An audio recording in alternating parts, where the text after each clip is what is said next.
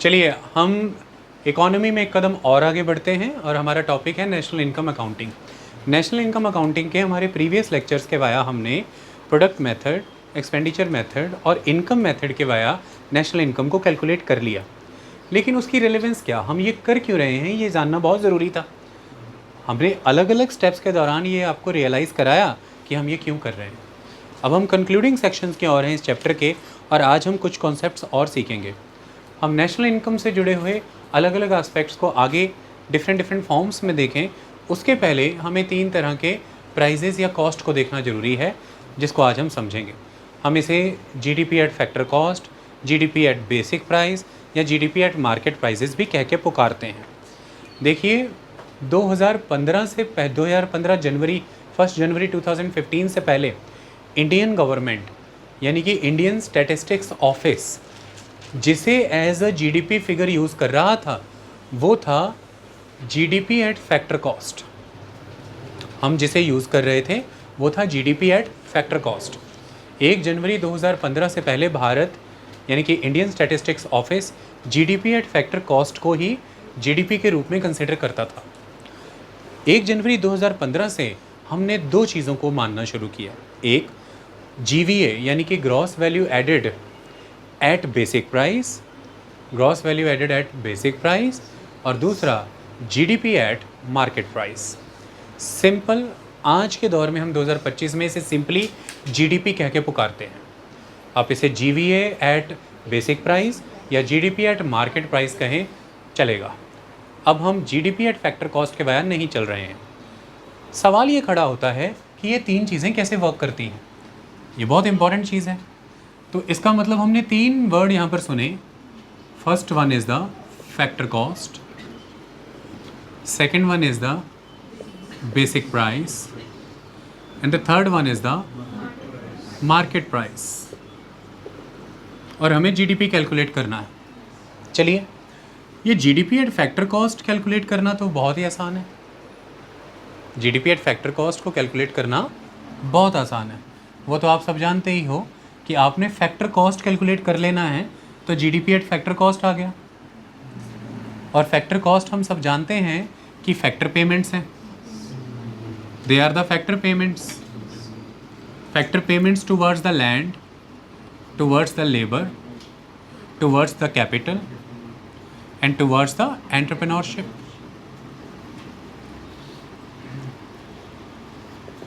तो that is the GDP at factor cost. Okay, हम समझेंगे अभी कि हम ऐसा करते ही क्यों हैं। अब सवाल आता है कि जीडीपी एट बेसिक प्राइस कैसे निकाला जाए। That is the important thing.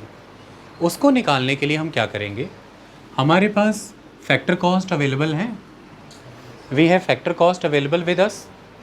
हम बेसिक प्राइस वाला जीडीपी की तरफ कैसे बढ़ सकते हैं उसको समझिए। देखिए जब आपके पास GDP at factor cost available होता है, उसमें एक चीज़ आपको ऐड करनी है, एक चीज़ आपको माइनस करनी है। वो क्या ऐड करना है? देखो, 2 एंटिटीज़ हैं जो डिस्कशन में आती हैं।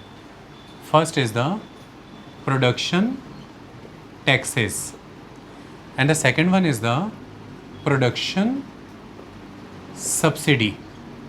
प्रोडक्शन सब्सिडीज़, प्रोडक्शन टैक्सेस, ये 2 टर्म्स एग्जिस्टेंस में आई बात समझ में? देखिए, जब भी आप कुछ प्रोड्यूस करने के लिए कोई फर्म इस्टेब्लिश कर रहे हैं तो आप प्रोड्यूस कुछ कर रहे हैं कि नहीं, आप कितना प्रोड्यूस कर रहे हैं कितना नहीं, इन सब बातों को इग्नोर कर दीजिए। वॉल्यूम ऑफ प्रोडक्शन यहाँ मैटर नहीं करता। यहाँ per your production task matter करता है। आपको उसी के लिए कुछ टैक्सेस पे करने पड़ते हैं। जैसे आप प्रोडक्शन करना चाहते हैं तो आपको उसके लिए कुछ पे करना पड़ेगा। जैसे उदाहरण के तौर पे आपको रजिस्ट्रेशन कराना पड़ेगा बतौर फर्म, आपको रजिस्ट्रेशन कॉस्ट पे करना है। 4 फर्म लगी हैं, चारों ने रजिस्ट्रेशन कॉस्ट पे की है। वो बात अलग है कि फर्म ए बहुत प्रोडक्शन करती है, फर्म बी थोड़ी कम, फर्म डी तो करती ही नहीं है, मैटर नहीं करता। तो this the production taxes are volume independent. You need to pay those taxes no matter what amount of production you are producing. जैसे यहाँ पे आपने रजिस्ट्रेशन फ़ी दी। Second, stamp duty. Stamp duty आपको पे करनी पड़ी। आपने कोई इस्टेब्लिश करने के लिए कोई कॉन्ट्रैक्ट किया, कोई एग्रीमेंट किया, या what ever be the thing, आपको स्टैम्प चार्जेस उसके पे करने पड़ेंगे। Third one is the land revenue, आपको देना ही पड़ेगा। वो वॉल्यूम पे डिपेंडेंट नहीं है कि आप कितना प्रोडक्शन कर रहे हैं। तो these are the production taxes independent of the volume of production, independent of the volume of production. इतनी बात क्लियर हुई? तो वॉल्यूम ऑफ प्रोडक्शन से इंडिपेंडेंट होते हैं ये प्रोडक्शन टैक्सेस। आई होप ये बात समझ में आई आपको, ये टर्म इम्पॉर्टेंट था यहाँ पे। इसके बिल्कुल उल्टा आपको प्रोडक्शन सब्सिडीज़ भी मिलती हैं, वो भी इंडिपेंडेंट ऑफ द वॉल्यूम होती हैं। जैसे आपने एक सोलर पैनल बनाने के लिए प्लांट लगाया है और गवर्नमेंट सोलर पैनल्स के लिए सब्सिडीज़ दे रही है कि कोई भी फैक्ट्री अगर लगाता है सोलर पैनल लगाने के लिए, इस कैटेगरी में खुद को रजिस्टर कराता है, तो वो इंटाइटल्ड है इतनी सब्सिडी लेने के लिए। अब आप कितने सोलर पैनल बनाते हो अलग बात है, बट आपने रजिस्ट्रेशन कराया है और आपने एक सोलर प्लांट लगाया, दिखा दिया, सब्सिडी मिलेगी। ओके, तो these are the production subsidies, these are the production subsidies independent of the volume of production. तो there are production taxes and there are production subsidies जो प्रोडक्शन डिपेंडेंट नहीं होती, volume of production उस पर dependent नहीं होती। इतनी बात समझ में आई? तो अब आपको करना क्या होता है इसमें, देखिए आपने factor cost, basic price, market price, तीन चीज़ें आपके सामने आ चुकी हैं। आपने जीडीपी एट फैक्टर कॉस्ट निकाल लिया, आपके पास आ गया। अब बस आप उसमें ऐड करिए, प्लस करिए प्रोडक्शन टैक्सेस, डन, और माइनस करिए प्रोडक्शन सब्सिडीज़। देखिए आप एक बॉडी को टैक्सेस पे कर रहे हैं, दैट इज़ गवर्नमेंट, पर उसी बॉडी से सब्सिडीज़ ले भी तो रहे हैं, तो माइनस करके ही पता लगेगा कि नेट टैक्सेस क्या है। तो इसलिए यहाँ पे टर्म क्या होगा, net production taxes. Okay, net production taxes. तो जीडीपी एट बेसिक प्राइस क्या है, GDP gross value addition at basic price क्या है, GDP at factor cost plus net production taxes. ठीक है जी। तो gross value addition at basic price simply, या GDP at basic price is equal to GDP at factor cost plus net production taxes. इतनी बात clear? Net production taxes को हमने कैसे अज्यूम किया, production taxes minus production subsidies. Is that clear? अब हम आगे बढ़ जाते हैं। अब आपके पास जीडीपी एट बेसिक प्राइस आ गई है ना, इसी को आगे यूज़ करना है मार्केट प्राइस में, इसी को आगे क्या यूज़ करना है, मार्केट प्राइस में। तो पिछले से आगे जाई जा रहे हैं हम, बस पीछे से आगे हम जाई जा रहे हैं। अब इस केस में जब आप आ जाते हैं तो this case is associated with the volume of production, this case is associated with the volume of production. Okay, यहाँ पर जो टैक्सेस हैं और जो सब्सिडीज़ हैं वो प्रोडक्ट स्पेसिफिक हैं, आइटम स्पेसिफिक हैं कि कितने प्रोडक्ट आप प्रोड्यूस कर रहे हैं। जैसे आपको एक्साइज ड्यूटी कितनी लगती है, जितनी एक्सरसाइज करते हो। एक्सरसाइज मतलब जितनी प्रोडक्शन करते हो। आपको एक्साइज ड्यूटी कितनी लगती है, जितनी एक्सरसाइज आप करते हो। एक्सरसाइज मतलब जितनी प्रोडक्शन आप करते हो। Is that clear? आपको सेल्स टैक्स कितना लगता है, जितनी सेल्स आप करते हो। आपको जीएसटी कितना लगता है, goods and services tax indirect taxes हैं, जितना प्रोडक्शन या सेल्स आप करते हो। आपको एक्सपोर्ट ड्यूटी कितना लगता है, जितना एक्सपोर्ट्स आप करते हो। आपको इंपोर्ट ड्यूटी कितना लगता है, जितना इंपोर्ट्स आप करते हो। तो here the taxes are production specific, so here the taxes are product taxes. तो यहाँ पर प्रोडक्शन टैक्स नहीं लगता, कौन सा टैक्स लगता है, tax is on product. Here tax is not on production, here tax is on product, because if you produce one product there will be tax. If you are producing 0 product, no tax. If you are producing 100 products, 100 rupees tax. Suppose for every one product there is rupees 1 tax, so you are producing 10 product, rupees 10 tax. अच्छा, तीनों ने मानो solar panel बनाने का plant लगाया, तीनों ने solar तीनों को सब्सिडी भी आ गई सेम, तीनों ने लैंड रेवेन्यू भी भर दिया सेम, तीनों ने रजिस्ट्रेशन फीस भी भर दी सेम, स्टाम्प ड्यूटी भी भर दी सेम, क्योंकि वो प्रोडक्शन टैक्सेस थे independent of the volume of production. इतनी बात क्लियर। अब तीनों ने प्रोडक्शन चालू किया, पहले वाले ने 10 पैनल बनाए, दूसरे वाले ने 100 पैनल बनाए, तीसरे वाले ने 1000 पैनल बनाए। तो पहले वाले ने 10 पैनल बनाने के बराबर एक्सरसाइज की और हर एक पैनल पे एक्साइज ड्यूटी लगती है ₹1, तो उसे 10 रुपये की एक्साइज ड्यूटी लगी, दूसरे को 100 रुपीज़ की एक्साइज ड्यूटी लगी, तीसरे को 1000 रुपये की एक्साइज ड्यूटी लगी। तो वो ड्यूटी प्रोडक्ट पे लग रही है ना, तो टैक्सेस आर प्रोडक्ट स्पेसिफिक, कितना प्रोडक्शन कर रहे हो उस पर लग रहा है, तो प्रोडक्शन डिपेंडेंट है वो। How it is production dependent? Because it is a product specific tax. तो इसलिए जैसे ही हम जीडीपी एट मार्केट प्राइस पे आते हैं, हम प्रोडक्ट टैक्स पे आ जाते हैं। हम किस पे आ जाते हैं? Product tax.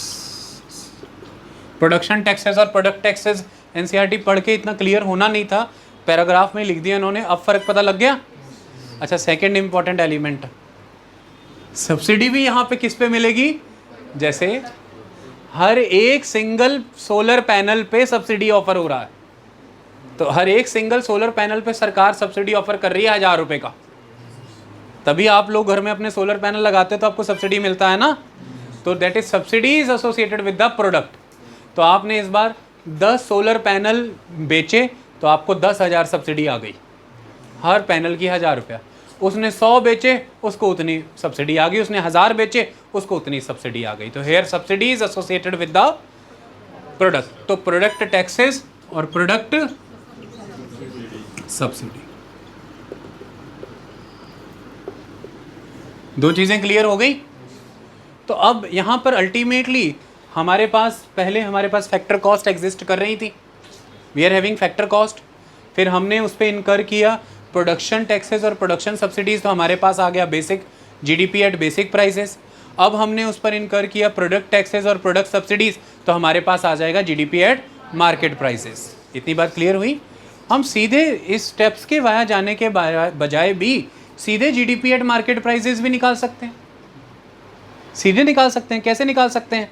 आप दो प्रोडक्शन टैक्स में से प्रोडक्शन सब्सिडी माइनस करिए तो नेट प्रोडक्शन टैक्स आता है, आप प्रोडक्ट टैक्स में से प्रोडक्ट सब्सिडी माइनस कीजिए तो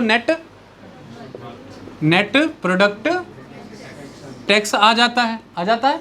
अब आपके पास दो नेट टैक्सेस हैं, एक नेट प्रोडक्शन टैक्स, एक net product tax you have, और दोनों केसेस में सिमिलर फैक्टर कॉस्ट है आपके पास। तो अब आपको जीडीपी एट मार्केट प्राइस निकालना, तो ऐसे लिख दूं, GDP at market price is equal to factor cost plus net taxes both. Net taxes लिख दूं, और इसको जब आप आगे जाकर के किताब में पढ़ोगे तो उसमें सिंपली इसको क्या लिखा गया है? Net indirect taxes. इसको क्या लिखा गया है? Net indirect taxes. Is that clear? तो GDP at market price is equal to factor cost plus net indirect taxes. Clear हो गई ये कहानी?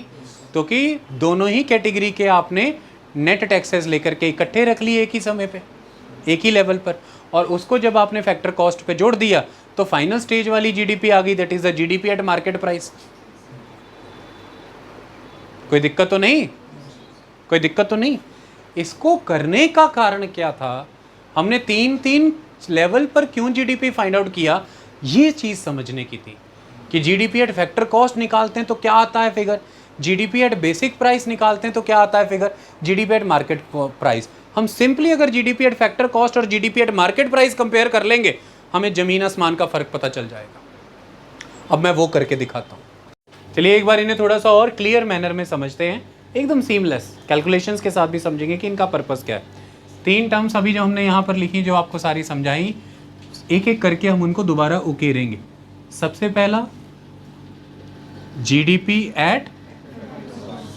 Eight factor cost.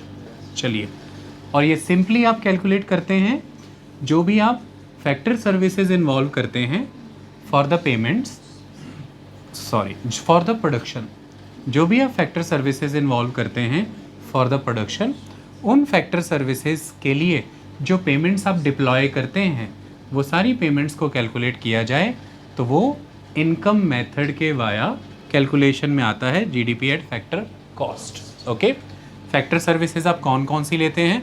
Land, labour, capital और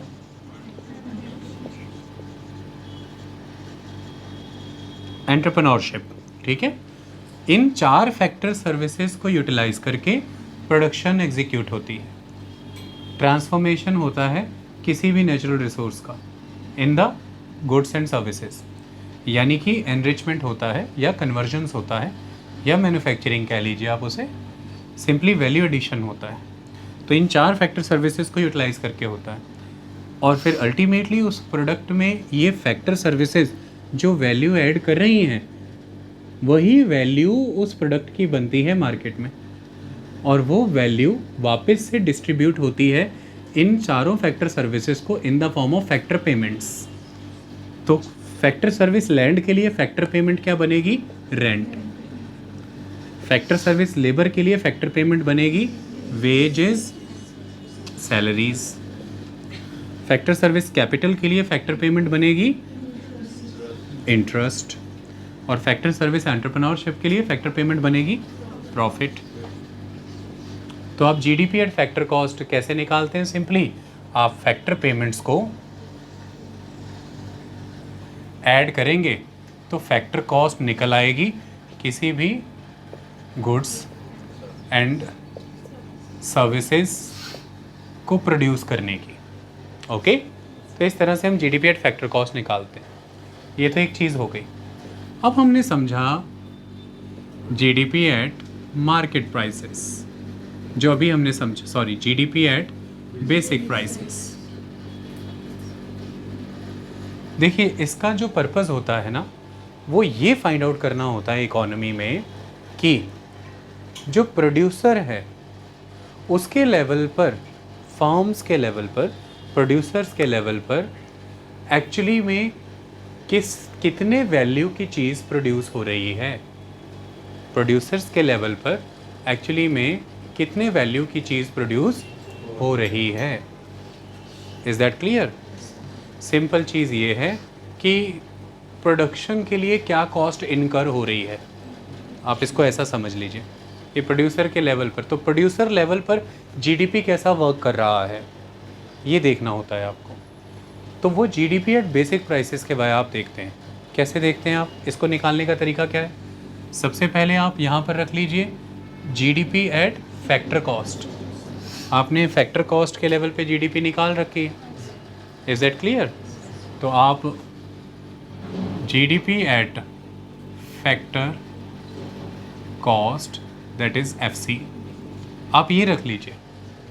और अब क्योंकि मैंने बताया कि प्रोड्यूसर्स के लेवल पर कितनी वैल्यू की जीडीपी डेवलप हुई है कि नहीं, फर्म्स के लेवल पर, प्रोडक्शन यूनिट्स के लेवल पर हमने ये देखा है।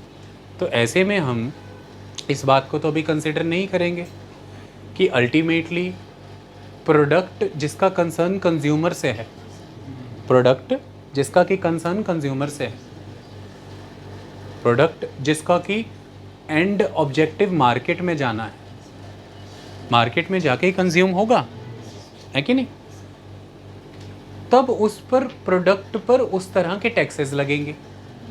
वो तो फिर बात की बात है, मार्केट प्राइस में हम काउंट कर ही लेंगे। अभी तो हम सिंपली प्रोड्यूसर प्रोडक्शन करता है तो प्रोडक्शन लेवल पर क्या सिर्फ फैक्टर कॉस्ट के खर्चे बियर करने होते? नहीं, सिर्फ फैक्टर कॉस्ट के खर्चे बियर करने होते तो जीडीपी एट फैक्टर कॉस्ट तो हमने निकाल ही लिया था।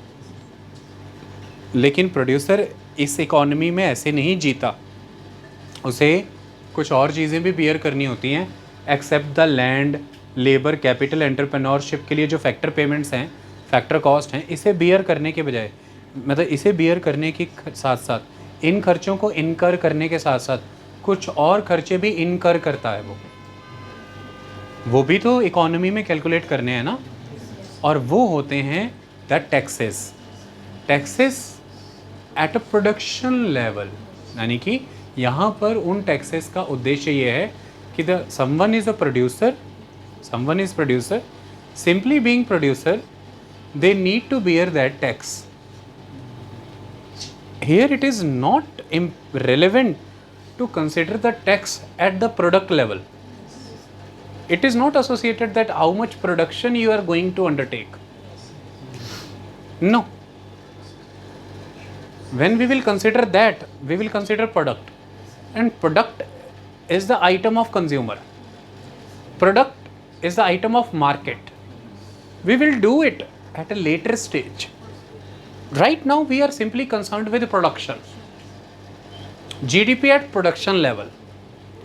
So when we consider GDP at production level, there is a producer needs to bear two category of cost. The first one is the factor cost, all the cost associated with the land, labor, capital, entrepreneurship.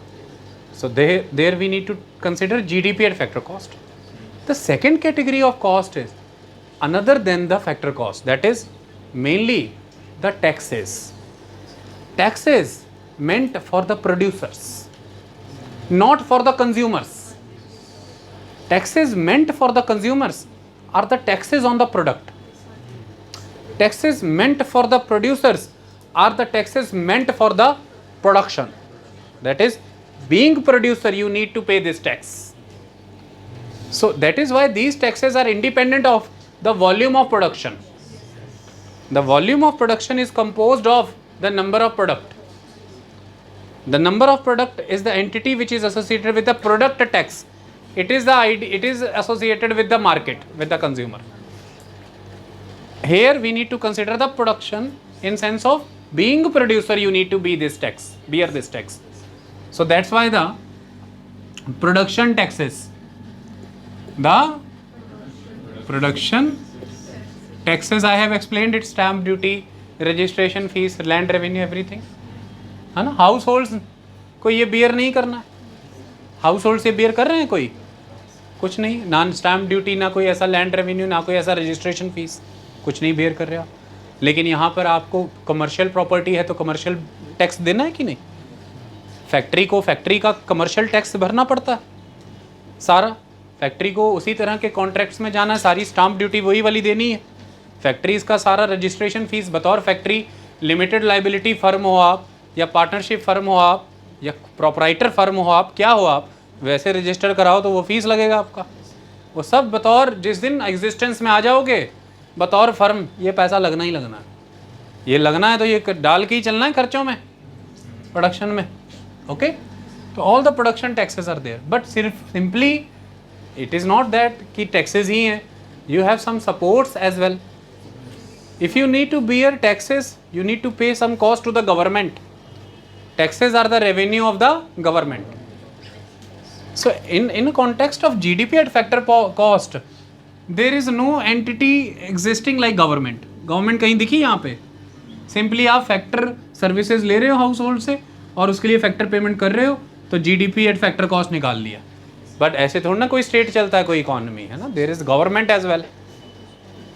और हो सकता है government taxes और government subsidies सारी चीज़ों को बदल रहे हो. So you need to understand how the government policies are intervening, how the government taxes are intervening, how the government subsidies are intervening. That is important thing. तो इसीलिए you are not only paying revenue to the government, you are getting some support from the government as well. That is the production subsidies. तो minus production subsidies. तो ultimately production taxes से production subsidies minus की तो net production taxes आपके सामने आ गए कि नहीं आ गए. तो GDP at basic price, simply मैं कहूँ तो GDP at factor cost plus net production taxes. Done है ये. ओके, अब इससे भी तो अकेले से बात नहीं बढ़ेगी. प्रोडक्शन लेवल पर चीज़ें कुछ और दिख रही हैं, लेकिन मार्केट लेवल पे जाके माइक लगा के सर्वे किया तो कुछ और ही निकल के आ गया, है ना। तो वो तो बिल्कुल अलग है। यहाँ पे चीज़ निकली ₹15, ₹15 पर आइटम, ठीक है। अभी यहाँ पे इंटरव्यू लेके गया हूँ, ₹15 पर आइटम। बाजार में गया हूँ, ₹30 पर आइटम। किसको कैलकुलेट करके जीडीपी निकालूं, इसको कि इसको? तो बड़ा टेंशन हुआ पड़ा है। ये तो बड़ी परेशानी चल रही, ये तो बहुत बड़ी जीडीपी हो गया इसे तो। लेकिन इस एक्स्ट्रा ₹15 का फायदा किसकी जेब में जा रहा है? ये एक्स्ट्रा ₹15 कहाँ जा रहा है? क्या ये फैक्टर कॉस्ट में जा रहा है? इसको समझना जरूरी है।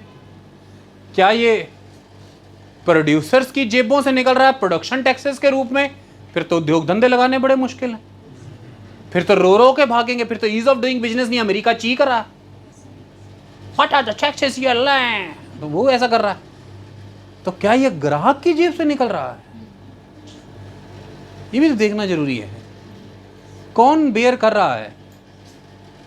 प्रोड्यूसर जा रहा है सरकार के पास और रिक्वेस्ट कर रहा है, माई बाप मोटरसाइकिल बाजार में महंगे हो रहे हैं, थोड़ी एक्साइज ड्यूटी घटा दीजिए, थोड़ी प्लीज माई बाप, थोड़ा जीएसटी घटा दीजिए, थोड़ा सेल टैक्स घटा दीजिए, थोड़ा हमारा मोटरसाइकिल ग्राहक अफोर्ड कर सके, थोड़ा हमारा सेल बढ़े। आपके लिए रिक्वेस्ट कर रहा है सरकार को, क्योंकि अपनी सेल बढ़ानी है उसको। लेकिन इसलिए नहीं कह रहा है कि भाई बाप मुझे बहुत टैक्स भरना पड़ रहा है, माई बाप एक्साइज ड्यूटी घटा दो। कह रहा है हम ग्लोबल प्लेयर्स के साथ ग्लोबल मार्केट्स में और अपनी डोमेस्टिक मार्केट में compete बेटर कर सकें, कॉस्ट कॉम्पिटेंस हो सके, हम कंज्यूमर को ल्यूर कर सकें, अट्रैक्ट कर सकें, बेनिफिट दे सकें। उसके लिए हमारा आपसे रिक्वेस्ट है कि प्लीज ये ड्यूटीज, ये टैक्सेस घटाइए, क्योंकि अल्टीमेटली इसकी कॉस्ट कस्टमर को ही बियर करनी पड़ती है, क्योंकि these are the taxes on the item produced product, it is volume dependent, so it is production dependent. This tax is a item specific tax, product specific tax. You being consumer needs to bear the cost. It is associated with the market price. The more taxes on per item, it will be reflected in the item, it will be reflected in the cost in the market. Because the market price of the product is inclusive of all the taxes. It is inclusive of all the taxes. So more you will increase these product associated taxes, it will be included into the selling price of that product. Ultimately you need to bear this, you consumers. तो पता तो लगाना था ना, कुछ calculation का method तो निकालना था टू मेजर दिस। तो अगला वाला जीडीपी आ गया, GDP at market price, GDP at market price. तो अब आपने बोला इसको कैसे कैलकुलेट करूं, तो सिंपल कैलकुलेशन का तरीका है, GDP at basic price plus product taxes minus, तो कई सब्सिडियां भी हैं। आप लोग गाड़ी लेने जाते हो ई व्हीकल इलेक्ट्रिक, तो सब्सिडी मिलता है आपको, रजिस्ट्री कराते जाने समय मिलता है कि नहीं, आरटीओ के पास जाते हो तो मिलता है। आप लोग सोलर पैनल खरीदते हो तो आपको सब्सिडी मिलता है। तमाम चीज़ें, आप लोग एलपीजी लेते हो तो आपको सब्सिडी मिलती है ना। तो product taxes minus product subsidies, मतलब वही नेट प्रोडक्ट टैक्स। तो GDP at basic price plus net product tax, दिखने की जरूरत तो नहीं है ना, क्लियर हो गया ना। GDP at basic price plus net product tax, ये taxes is GDP at market price. इसको सिंपल निकाल लेते हैं, जीडीपी एट मार्केट प्राइस नहीं निकालना है, बीच का नहीं निकालना है, sorry GDP at basic price बीच का नहीं निकालना है, तो सिंपल में तो निकाल ही सकते हो।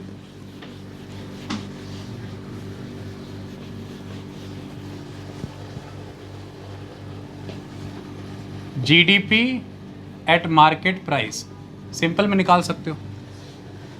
जीडीपी एट फैक्टर कॉस्ट में, जीडीपी एट फैक्टर कॉस्ट में फैक्टर कॉस्ट तो इंक्लूड ही है, जीडीपी एट बेसिक प्राइस में भी फैक्टर कॉस्ट इंक्लूड ही है, जीडीपी एट मार्केट प्राइस में भी फैक्टर कॉस्ट इंक्लूड ही है। तो factor cost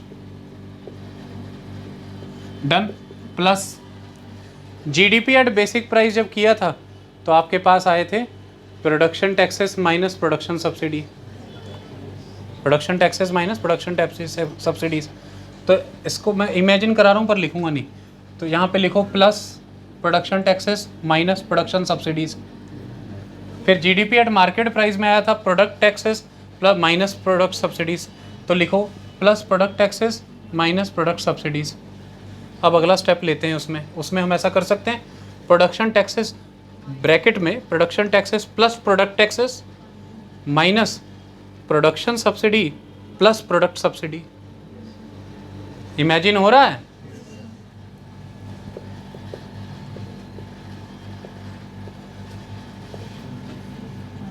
factor cost plus production taxes plus product taxes, done है, minus production subsidies minus product subsidies plus. Okay, is that clear? तो अब आपके सामने क्या आ गया, production taxes plus product taxes, दोनों को ऐड करो, दोनों को ऐड करो, एक अमाउंट आ जाएगी, minus production subsidies plus product subsidies, दोनों को ऐड करो, एक अमाउंट आ जाएगी। टोटल प्रोडक्शन और प्रोडक्ट टैक्सेस में से टोटल प्रोडक्शन और प्रोडक्ट सब्सिडीज माइनस करो, तो अब आ गया नेट टैक्सेस। तो factor cost plus net indirect taxes, ऐसा आपकी किताब में लिखा है, सिंपल लिख देते हैं नेट टैक्सेस। तो GDP at market price factor cost plus net taxes, ये सीधा फॉर्मूला आ गया। हमने यही लिखा था वहाँ पे टॉप पे जब हमने कहा था कि अभी समझाते हैं थोड़ी देर में। अब इसको जरा कैलकुलेट करते हैं। सपोज करो एक इकॉनमी है और इस इकॉनमी में आप उस इकॉनमी में आप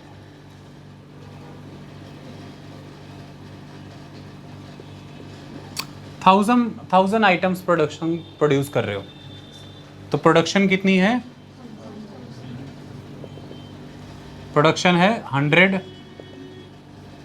आइटम्स। ओके, 100 करना, ज़्यादा कर लो यार, लाख कर देते, इतनी छोटी जीडीपी भी अच्छी नहीं, बढ़िया बड़ी कर देते हैं। तो अब सही लग रहा है? प्रोडक्शन 1 लाख आइटम्स की, डन है। अच्छा, सपोज करो कि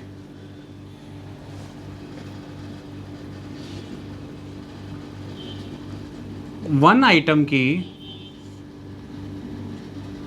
फैक्टर कॉस्ट आती है, वन आइटम को प्रोड्यूस करने की फैक्टर कॉस्ट आती है ₹4।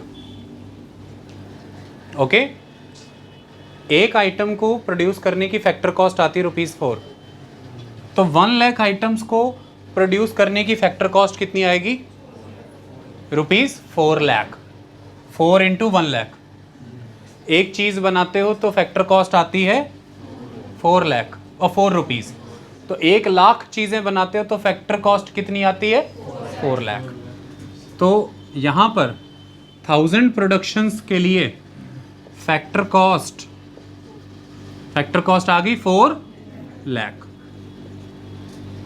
इसको 4 लाख में लिखेंगे, अब ज़्यादा समझ में आएगा, ठीक है? तो मतलब अब अगर मैं जीडीपी एट फैक्टर कॉस्ट निकालना चाहूँ तो कितनी निकलेगी? GDP at factor cost is equal to 4 lakh. ये है 2020 का GDP at factor cost 2020 4 lakh. 1 lakh items produce हो रही थी। Is that clear?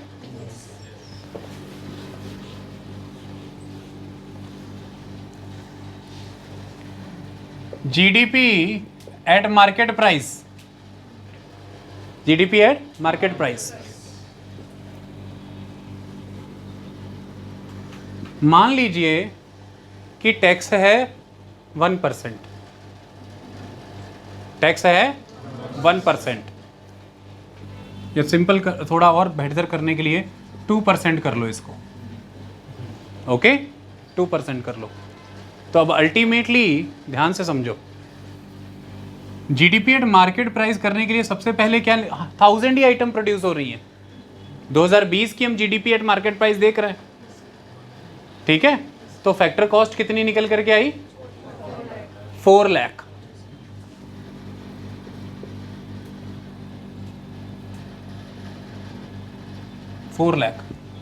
डन। और हमने क्या लिखा था प्लस नेट प्रोडक्ट टैक्सेस, और 2% टैक्स लग रहा है, 2% टैक्सेस लग रहे हैं, तो उसको यहाँ पर प्लस 2% कर लीजिए। सिंपल करने के लिए हम चलते हैं, सिंपल इसको सिंपल रखते हैं,